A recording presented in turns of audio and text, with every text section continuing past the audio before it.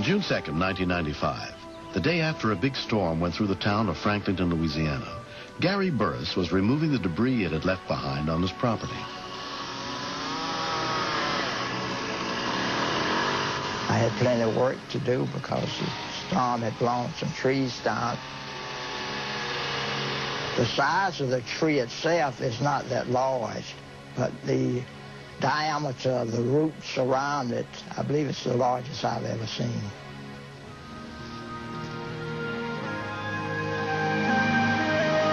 I didn't see anybody around at that particular time, you know, that would be in danger.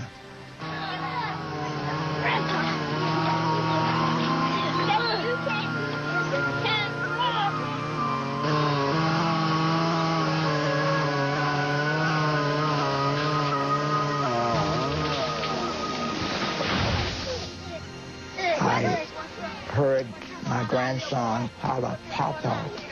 You okay? Where's Frank? And that's when I realized that he was trapped under that tree. 7-year-old Ishmael had been playing on the tree roots with his 9-year-old brother Gregory. We was jumping on it, and the tree hit his back and he disappeared.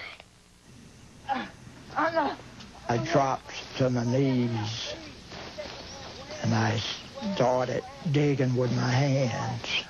And I screamed, "Somebody help me, please. Somebody." Say something. I reached his head. It was a relief to me.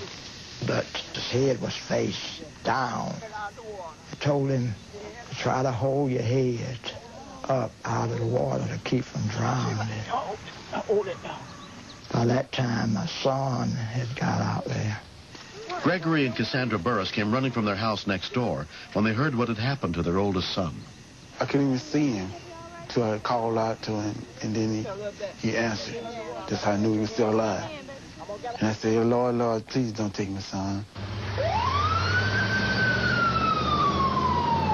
Come on, baby. Hang on. Take deep breaths. I found his hand. I dug under with my hand and to find his and everything, so I can hold his hand. Because I felt he needed me then more than ever. Sure. Watch it. I'm going to see if I can get a little pressure under that. When I brought the shovel, I realized by digging, more water would flow into the area and cause him to drown. Washington Parish Sheriff's Deputy Rick Corkin was one of the first rescue workers to get to the scene. Our basic concern was to keep the child calm. How you doing, man? Shock is always a problem, especially with a young child like that. Volunteer firefighter Chip McVeigh had responded from his home nearby. With the force of that tree and the possibility of back or internal injuries, there was a good chance that this little boy was not going to make it. He was going to die there on the scene. Soon after, firefighters, including Patrick Bourgeois, arrived with the jaws of life. It looked like the tree was trying to eat him. The roots actually looked like arms that had reached out and wrapped around the kid and pulled on him, and it literally looked like he was being swallowed up into the hole. It was kind of bizarre. I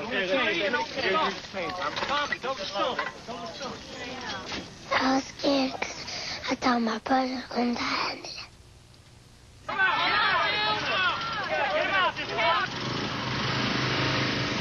All we needed was 6 or 8 inches just to be able to pull him out. You could feel the anticipation increasing as the strap tightened.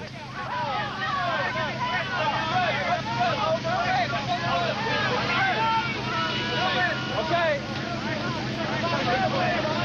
Coming up. Keep coming with it. Come on. All right. Watch your head, man. Watch your head. When the cable snapped, everything in me dropped. It was like for a moment that there was no hope.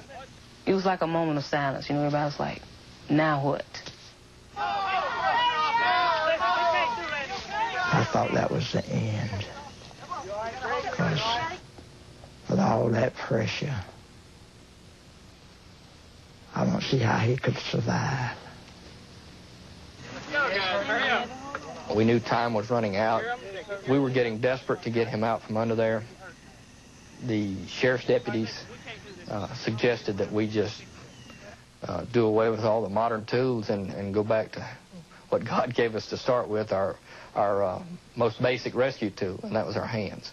Paramedic Steve Barnes was one of the 25 rescue workers on the scene. The adrenaline that was flowing in us was just unreal by this time.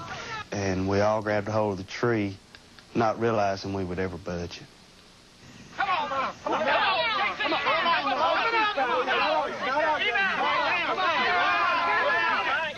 And I heard him say, "We got it."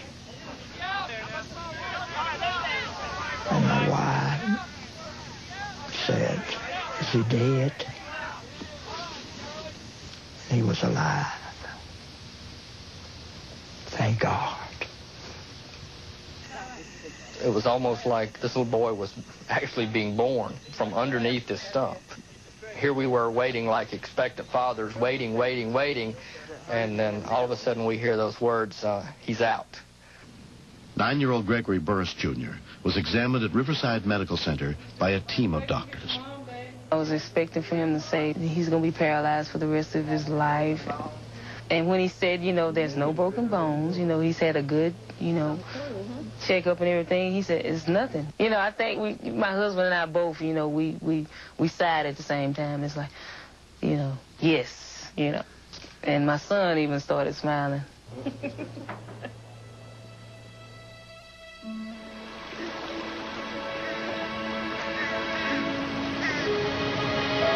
The stump stayed on me for an hour, and then when I got out, I couldn't move my legs. I told them I was hungry, and then they said, "What you want to eat?" And I said, "I want some steak and potatoes." Gregory's a very lucky boy. I look at it as a miracle.